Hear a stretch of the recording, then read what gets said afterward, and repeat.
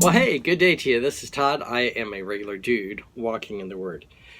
Hey, we're going through Exodus right now. In this section, we're taking 4 episodes to go through chapter 16 here, where God is the people have complained about not having enough food, and now God is giving them manna and quail. When He does that, He's got some guidelines.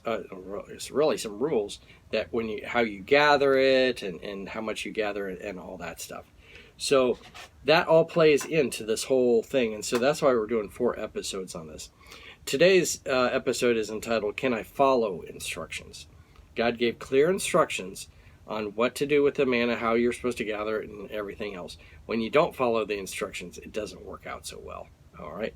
And this is taken today from Exodus chapter 16, verses 10 through 23. It says this, while Aaron was speaking to the whole Israelite community, they looked toward the desert, and there was the glory of the Lord appearing in the cloud. The Lord said to Moses, I have heard the grumbling of the Israelites. Tell them, at twilight you will eat meat, in the morning you will be filled with bread.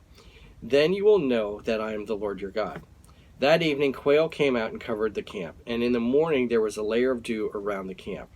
When the dew was gone, thin flakes like frost on the ground appeared on the desert floor. When the Israelites saw it, they said to each other, What is this? For they did not know what it was. Moses said to them, It is bread the Lord has given you to eat. This is what the Lord has commanded. Everyone is to gather as much as they need. Take an omer for each person you have in your tent. The Israelites did as they were told. Some gathered much and some little. And when they measured it by the omer, the one who had gathered much did not have too much, and the one who had gathered little did not have too little. Everyone gathered just as much as they needed. Then Moses said to them, No one is to keep any of it until morning. However, some of them paid no attention to Moses, and they kept part of it until morning. But it was full of maggots and began to smell. So Moses was angry with them. Each morning everyone gathered as much as they needed, and when the sun grew hot, it melted away. On the 6th day they gathered twice as much, 2 omers, for each person, and the leaders of the community came and reported this to Moses.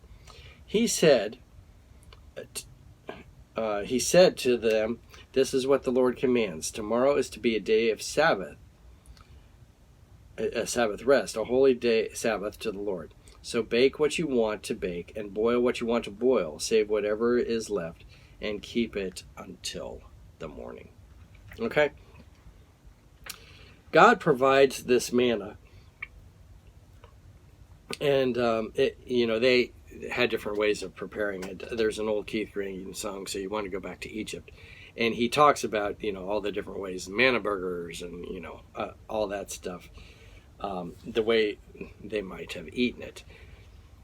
But the reality is this was something, if you look, some commentators have actually spelled out how much manna would be on the ground each day, which would be an astronomical amount of manna. It's I forget, 15 train cars or something like that, that would need to be filled with manna. I think it was more than 15 train cars. But that gives you an idea. It was an overwhelming amount of manna that would be needed to feed all these people, and it just appeared every morning on the ground. And I get the picture too. The manna, a lot of times we think manna and we think of little crackers that are, wafer crackers that sometimes you have for communion, that are tasteless and they have no nutritional value. They're just almost cardboard you stick in your mouth. Manna wasn't like that. These guys were just eating manna. So manna would have had all the nutritional value and everything that was needed to keep them alive and healthy. All right. So there's a drink we got recently, and it was given to us. And you look at the can, and when you read the can, it has all these nutrients and vitamins and everything, and it'll keep you well and all that. You read it, and you're like, if I just drink this according to what the can says, I'll be a really healthy guy because it provides everything that I need. I don't know how much of that is true, but in reality, the manna was loaded with nutritional value because this is what they were eating and surviving on. So it had, all the electrolytes, all the minerals and vitamins and everything in it built into it. So it would have been really healthy food, you might say. But God gave instructions when he gave this manna to them. And some of the instructions were only gather up what you're going to eat that day. Don't try and save it up. And some people did. And then they realized, it stinks and it has maggots. But then on the day before the Sabbath, you were to gather up twice as much because you weren't supposed to gather on the Sabbath. And this is an amazing thing. Again, it shows that God is in control. For 6 days a week, this manna appears on the ground. An overwhelming amount of, train cars full of this stuff all over the ground. And then on the seventh day, it's just not there. There's nothing there. And so that was some of the instructions too. You need to gather up twice as much and so forth. And God said early at the beginning of all this, I'm giving this stuff to see if they'll follow my instructions. And you'll see that sometimes they did and sometimes they didn't. God has given us this book right here, the Bible too, loaded with instructions on how to live.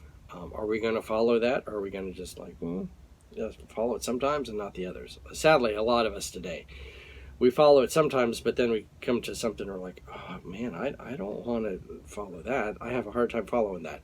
And we want to take that out. But we need to be ones that follow God completely. When God gives instructions, we need to be ones that follow God's instructions to the T. Thanks for watching. I'm a regular dude walking in the Word, and I look forward to seeing you tomorrow as we continue our journey through Exodus. Lord's blessing. I'll see you then.